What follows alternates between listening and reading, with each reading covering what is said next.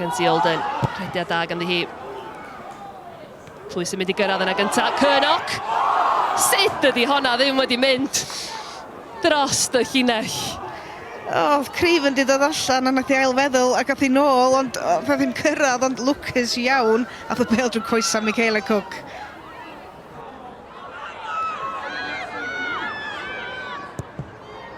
Price wedi hi mynd i hun, mae'n taro'r postyn, os y gyfle i Caerdydd!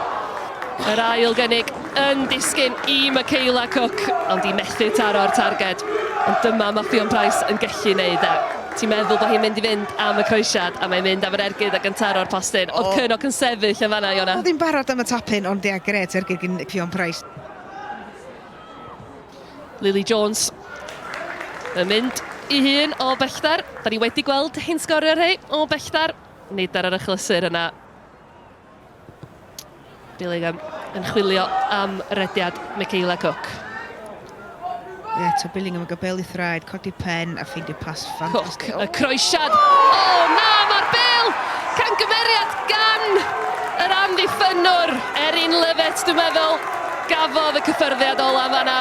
A'r bel wedi mynd i gefn y rhwyd. Dwi wedi diri pel ar draws cwrs 6 efo pŵar, efo mae wedi gwneud efo hyn. Mae'n gallu mynd i rwla.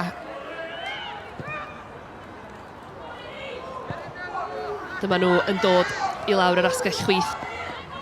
Billingham, croesiad, yn pasio, Billingham yn gael yn ôl, mae'n mynd am yr ergyd ac yn taro'r trawst.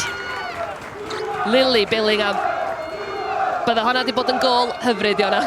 Swn i'n disgo chydig bach gwell gen Lily Billingham yn fan hyn. Ond ia, Craven, sydd wedi cael ei llaw, wedi sai ar darged, dwi'n meddwl. Olden ceisio cael y bel lawr. Battle at Smith. Lily Billingham. Ergyd Billingham y bell, unwaith eto yn taro'r traws a dyna'r eilwaith. Da ni wedi gweld Lily Billingham yn taro'r traws na. Person dwytha ti eisiau rhaid y bel i arged ochr dy gwrs Cosby di hon. Dyma beth mae'n gallu gwneud am yr ailwaith yno, mae wedi taro'r trawst.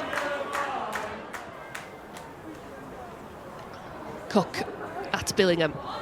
Croesiad llaw gan Craven, mae'n cyrraedd Michaela Cook. Cook yn ceisio bod yn glyfar, dim cweit digon o nerth ar yr ôl sodliad yna. Na, just, a dyna llawer o beth o gwmpas i chwaith, so oedd well, pam ddim trio beth eitha digwylydd. Mae Caerdydd, swn i'n dweud, yn heiddi bod ar y blaen. Gol am ffodus, ond ia... Am bel gan Fion Price. A dyna ni, Caerdydd yn mynd ymhellach ar y blaen. Mae'r Llyman wedi mynd i fyny, fydd hi ddim yn cyfri.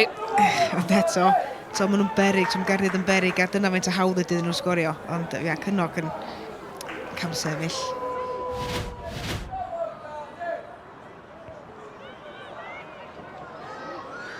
Cook i mewn i'r cwrt Cosby yn erbyn Craven am wych gan golwr Wrexham ac ar y llinell capten Wrexham Jodie Bartle yn y lle iawn ar yr adeg iawn.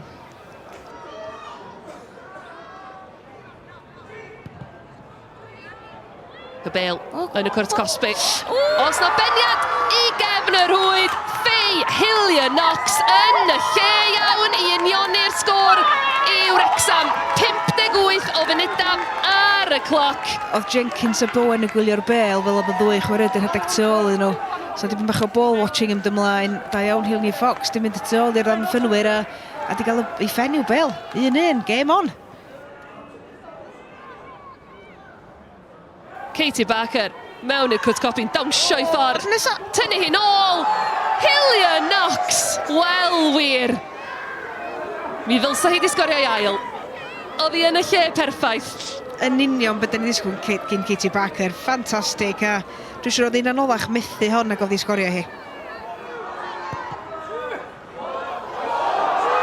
Fiona Barry. Yn erbyn Craven. Fiona Barry. A dyna ni reit ar ddiwedd y gêm. Yn y munud ola o'r amser sydd wedi ychwanegu, mae Fiona Barry yn sicrhau'r tripwynt i'r adar gleision. Yr eilydd Fiona Barry i pedwaredd gol hi yn y gyngrair y tymor yma. un pel hir dros y top yn y 94 munud, bobl bach. Na di orffan hwnnw ffantastig. Da ni wedi chwarae 6 munud drost y 90. Honna i'r canol. A honna drost y traws, mae'n gwiro. Oedd hi jyst yn sefyll yn y lle iawn, doedd. Dwi'n meddwl bod ni'n gwybod y bel yn dod. Nath y bel i thwaro hi'n hytrach na hyd ar o'r bel, ond mwyn i gyd yn cyfri. Mae bob arbediad yn cyfri.